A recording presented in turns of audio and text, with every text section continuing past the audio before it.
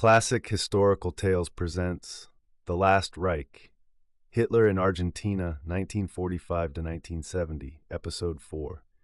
Part 1, Hitler's Twilight. While Bormann maneuvered, Hitler was dying. The old man had wasted away in Bariloche, far removed from the intrigues of his former subordinates. By the 1960s, he could no longer walk. Witnesses who had once knelt in terror at his feet now saw a feeble, trembling figure confined to a wheelchair, his mind drifting between memory and delirium. Some nights he would rant about the Battle of Stalingrad. Other times he wept for Eva Braun, who stayed by his side.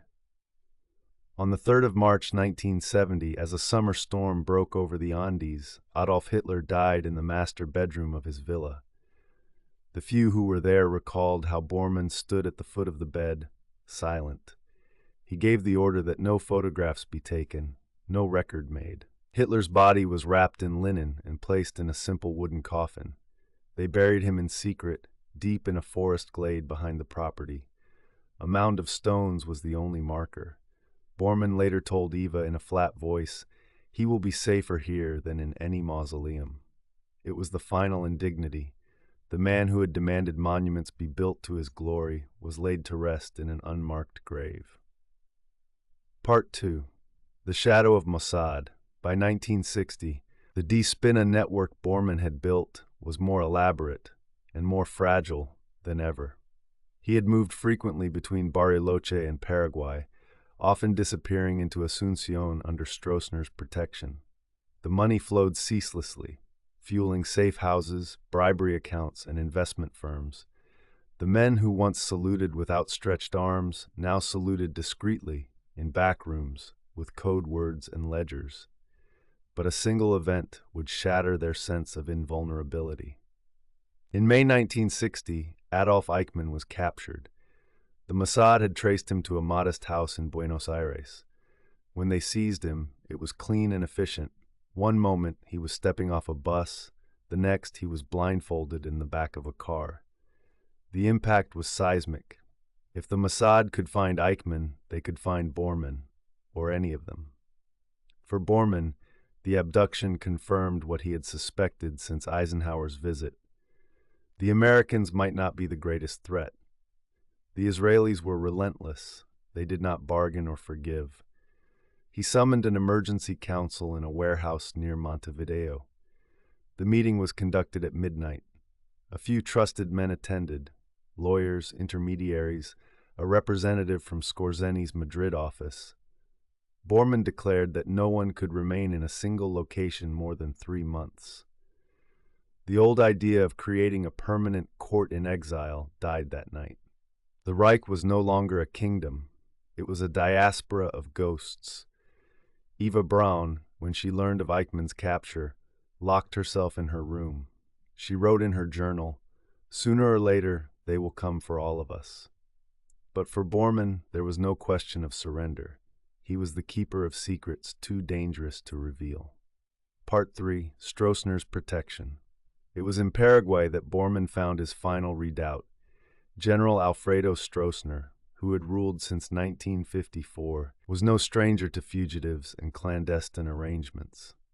His dictatorship was pragmatic, anti-communist, and largely indifferent to the moral concerns of the outside world. For a price, Bormann received more than sanctuary. He received logistical support. Paraguayan customs inspectors were ordered to look the other way. Army colonels offered airfields and warehouses. Local police understood that certain men in dark suits were never to be questioned. From a secluded estate near Aragua, Bormann continued to orchestrate the finances of his far-flung network. He rarely emerged in daylight. When he did, it was in heavy sunglasses and a wide-brimmed hat. Rumors spread that the man in the villa was only a decoy, that the real Bormann had died years earlier. But no one could explain why payments from Madrid continued arriving with the same signatures, why shipments of bearer bonds were still moved across the Paraná River, or why Stroessner's officers stood guard in the garden at all hours. Bormann, ever the clerk, ever the administrator, was no mere fugitive. He was the archivist of a vast criminal enterprise, and he knew that as long as he held the secrets of Die Glocke, no intelligence agency could afford to ignore him or kill him outright. Part 4. The Final Stratagem. By the early 1970s, Bormann's health was failing. Decades of stress and chain smoking had left his lungs ravaged. Even so, he was determined that no one would ever stand over his grave. He summoned trusted couriers of Die Spinne and instructed them in a final plan. A ruse so audacious it defied belief. If he died in Paraguay, they were to cremate his remains and smuggle a portion back to Berlin.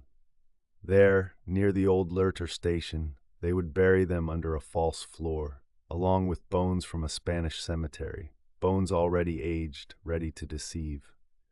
When the West Germans found the remains, they would be certain that Bormann had perished in 1945, fleeing the Red Army. To bolster the deception, his aides prepared documents, letters dated to the last days of Berlin, entries from a forged diary, even a replica of his spectacles. Only a handful knew the truth. In late 1971, in a quiet room near Asuncion, Bormann finally succumbed. His last words were never recorded, but the men who carried out his orders were meticulous. Part 5. The Bones in Berlin. On December 7, 1972, workers excavating near Lehrter Station stumbled upon skeletal remains. Forensic analysis concluded they belonged to Martin Bormann. The West German government, eager to close the book on a shameful era, declared the matter resolved. But almost immediately, anomalies emerged. The soil clinging to the bones contained trace elements unique to South America, volcanic ash from the Andes, pollen from Patagonia. The teeth, though consistent with Bormann's dental records, showed signs of chemical treatment, preservation techniques unknown in 1945 Berlin, but common in embalming practices elsewhere. A metallurgical report noted that fragments of a belt buckle bore micro-scratches identical to artifacts found in Argentina. German officials ignored these inconsistencies. The official narrative, Bormann died in Berlin in 1945, case closed, was too convenient to challenge. But for those who had watched the man vanish again and again, it was the perfect final act. The greatest fugitive of the 20th century had become what all tyrants must eventually become: a memory.